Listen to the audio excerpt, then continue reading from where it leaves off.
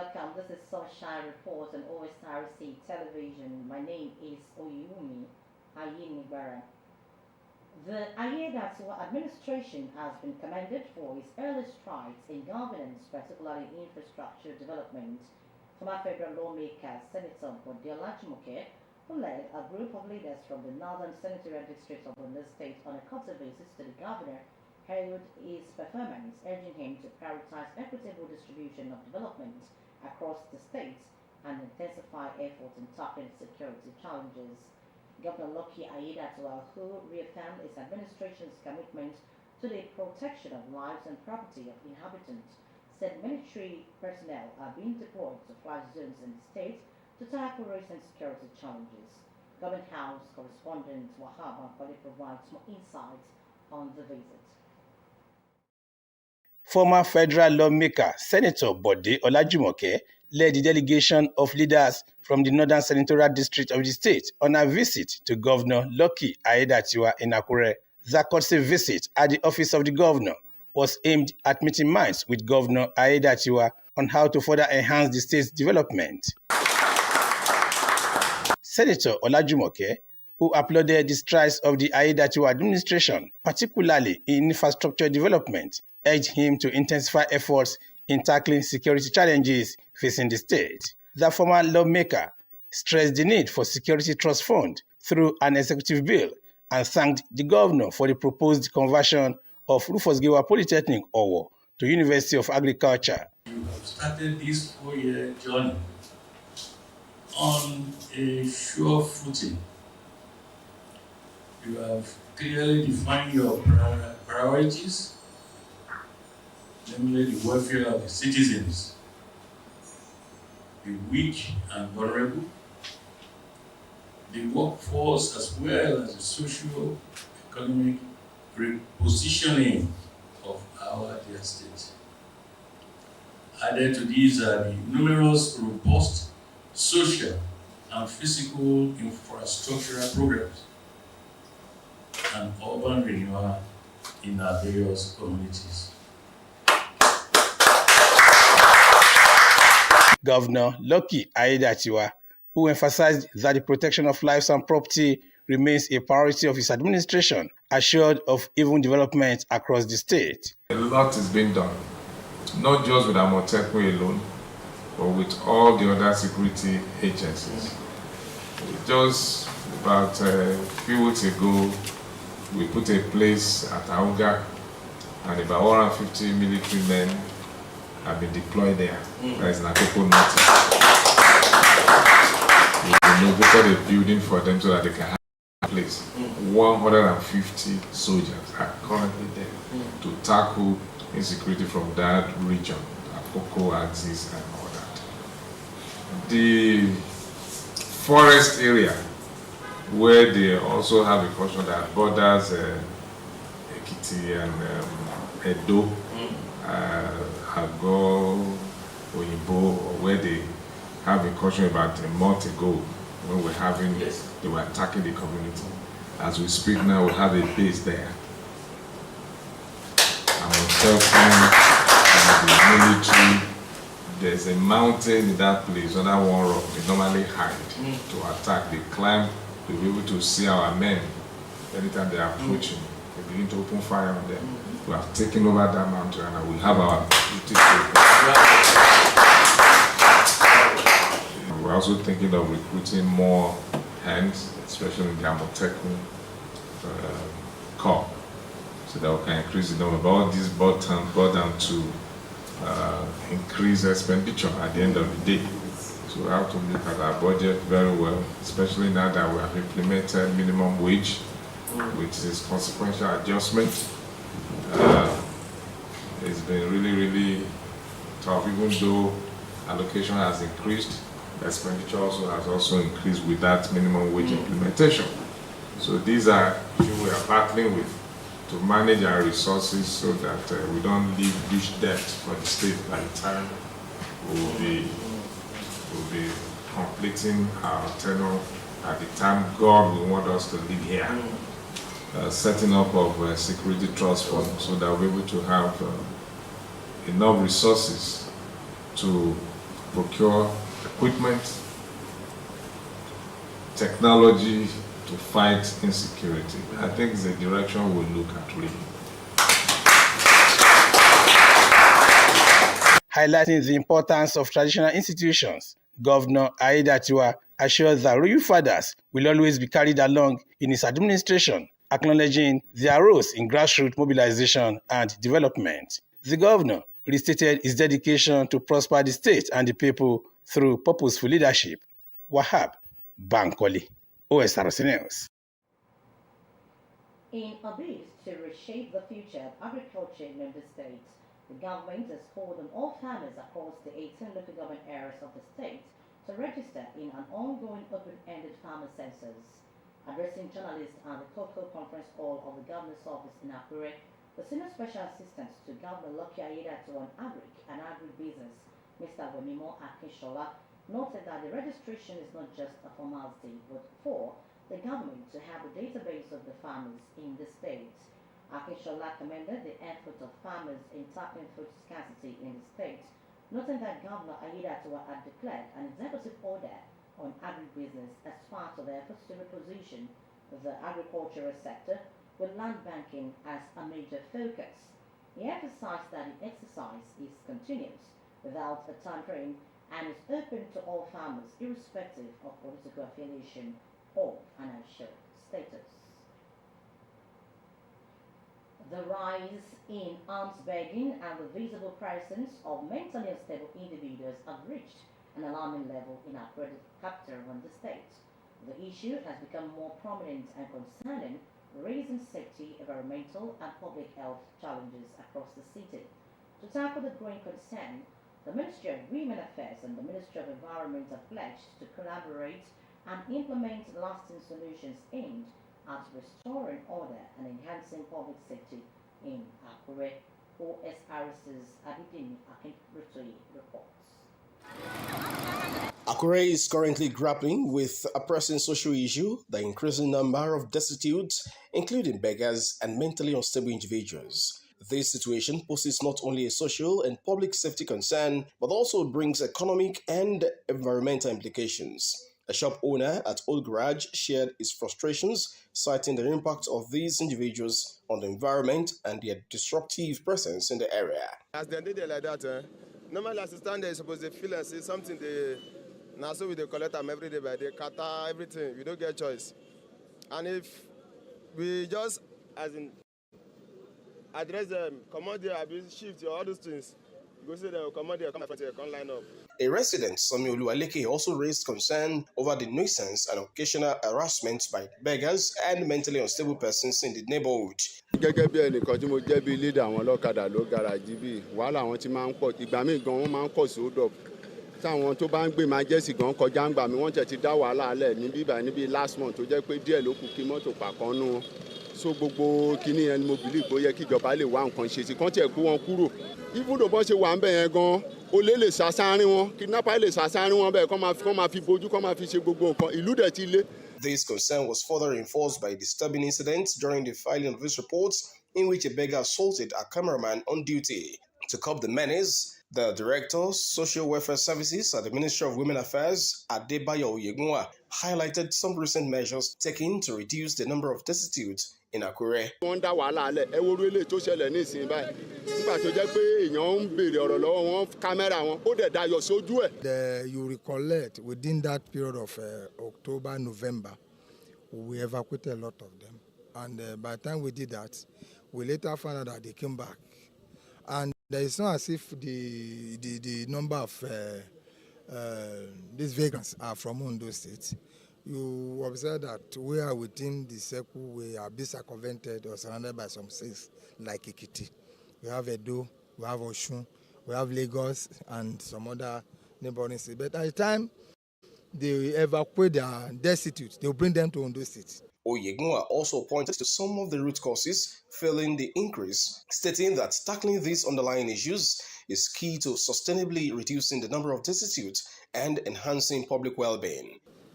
Instead of rehabilitating them, but because of our professional concern, our zeal to work, we have decided to ensure that we rehabilitate those ones that were picked on the streets. But if you look at it, like we said, the number is growing in a geometrical form. It has been a major concern. We had management meeting on that. But we now feel that the best thing for us is that we will not relax. And I know that Mr. Governor will do that. It's a major issue. It's a regular that we have been doing. But there's no way we can totally eliminate them because it's one of the features of urbanization. On his part, Administrative Secretary of the Ministry of Environment, Olumide Kinga, emphasized the need for coordinated efforts among relevant agencies to clear areas where these individuals have settled and relocate them to safer, more humane environments. We are collaborating with the Ondo State Waste Management Authority on how to make sure that that portion where they stay are properly taken care of. The collaboration with the Ministry of Women Affairs and Social Development, we have to do with the process of rehabilitating this group of people or relocating them to a safer area. If we have to borrow the idea from Lagos, we may want to interview them and try to see whether we can relocate them to their states of origin.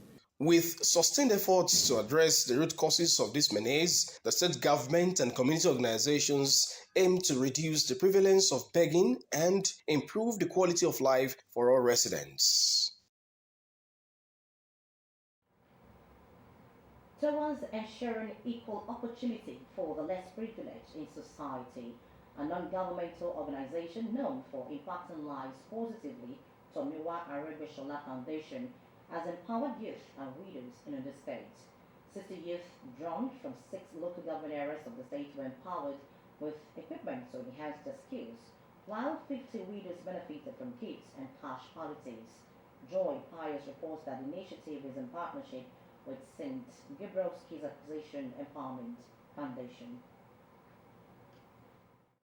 The maiden edition of the Tomiwa Aregbesola Foundation provided opportunity for 60 youths across 6 local government areas of Ondo State to benefit from the empowerment initiative put in place to encourage self-reliance among the youth population. Partnering the St. Gabriel's Acquisition and Empowerment Foundation, these graduates, having successfully trained on various skills for 2 years, will be empowered with equipment ranging from sewing machines, hair dryers, laptops, clippers, among many others, to enhance their productivity. In his keynote address, President of the Foundation, Tomiwa Aregbesola, said the initiative was born out of his desire to engender economic empowerment, capacity building, and social inclusion. We felt it was important to partner with St. Gabriel's Foundation, who have already trained people. So what's the essence of training people with skills and they don't have the necessary equipment with which to work? So you've trained them, they need the skill, they need the equipment to work. So we felt instead of reinventing the wheel, let's partner with them and provide them this equipment. Essentially, we're just doing it to give people a fighting chance. Founder, St. Gabriel's Acquisition Empowerment Foundation, Adebayo Ayodele, believes that right supports such as this will enable these young individuals harness their acquired skills. We have trained and empowered many youth, young people, and we are committed to creating a better, brighter future for our youth. The Deji of Akure, Aladetoyinbo Alade Lucy, Chairman, Akure South Local Government, Benga Fashua, among other dignitaries who graced the occasion, thanked the foundations for their positive impact on society, urging the young graduates to leverage on the opportunity. If we have people like Tomiwa, the society will be a better place today. This is a very good thing. We encourage so many other Ondo and Akure indigenes to emulate this. Also benefiting from the empowerment program are 50 widows who were gifted with cash support and fabrics. I want to appreciate them, sincerely speaking. If you can cause this thing in the market, you know it's very good thing they've done for us. They have given us a step to move ahead. I paint it in order for them, if possible for me to be in this shoe, to do more for them. I will utilize it by making a very good use of it. as plans intensifies to replicate the initiative across all the local government areas of Ondo State. Well-meaning individuals were called upon to contribute positively in inspiring future generations. Joy Pius, Osrc News. Nigerians are calling for the Naira for crude policy to be made permanent, citing its role in stabilizing fuel prices and supporting the growth of local refineries. The 6-month trial of the Naira for crude initiative brought significant relief, with a drastic drop in fuel prices and renewed hope for economic recovery. Omoniola Ongiji brings us the special report featuring the views of key stakeholders. On October 1, 2024, the Nigerian government launched a 6-month pilot of the Naira for Crude policy. The initiative was born out of pressing concerns, including foreign exchange shortages, the need to strengthen the Naira, promote local refining, ensure energy security, and reinforce economic sovereignty. The pilot phase officially ended in March, leaving the government at a decision point on the policy's future. A social commentator, Olatubosun Awe, emphasized that any decision taken must reflect the collective interest of Nigerians. Financial experts Olawale Ijalano and Rotimi Ogunleye weighed in on the potential consequences if the policy is reversed. Recently, we've noticed that downward review of the pricing of petroleum products, and that in effect has helped individuals, as it has largely affected the price of food products. Equally, this in effect has affected the economic situation in the country. On April 9, 2025, the Federal Executive Council approved the full implementation of the Naira for Crude policy, highlighting its potential to support sustainable local refining and reduce the country's dependence on foreign exchange. Vice Chairman of Petroleum Marketers Association of Nigeria, PMAN in Ondo State, Idowu Adebusuyi, applauded the move and expressed optimism that the policy would have a positive impact on the nation's economic development. The first 6 months, when they allow Naira for crude oil, for all the refineries across the country, the price of petroleum product eventually comes down, and people enjoy it, and the adverse effect was on so many things, transportation, whatever you want to talk about that is involved in the use of petroleum product, everybody enjoys it. But when the first 6 months lapses, it took federal government for some time to reconsider the issue, and the cost of reconsideration, the price rose up again to over 900. People started selling 935, which was the least.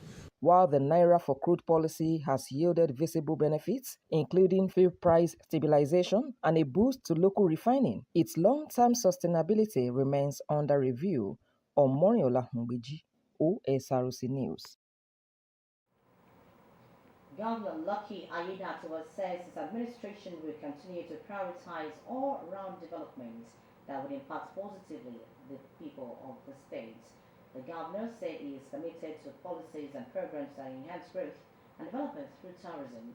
Governor Aiyedatiwa, who called on investors to take advantage of the numerous potentials available in the state to do business, said all hands are on deck to improve its security architecture. Government House correspondent Wahab Akoli tells us more. The setting was the Araromi seaside in Ilaje local government area of Ondo State, as Governor Lucky Aiyedatiwa, accompanied by his wife Oluwaseun and other top government officials, joined residents of the state to mark the Easter Carnival in style.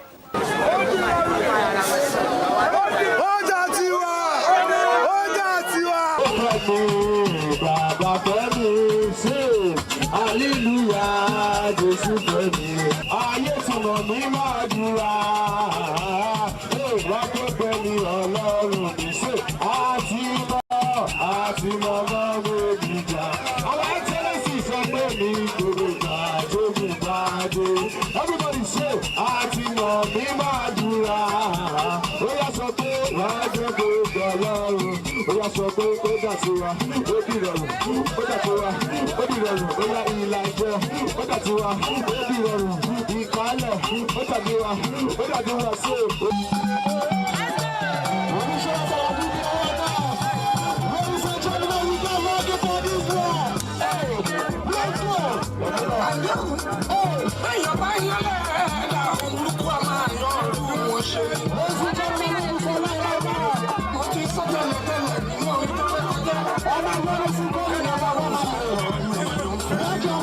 Governor Aiyedatiwa, who congratulated the Christian faithful on the occasion, reaffirmed his dedication to a better state. The governor, who joined residents from across the state to celebrate the Unity at the beach resort, restated his dedication to grow every sector of the state's economy. It has been like a tradition for most people that have beach in their location. When we were young, we used to go to Bar Beach in Lagos on Easter Sunday evening and Easter Monday. But here in Ondo State, we have one of the cleanest beach in the whole of Nigeria, the Araromi Beach.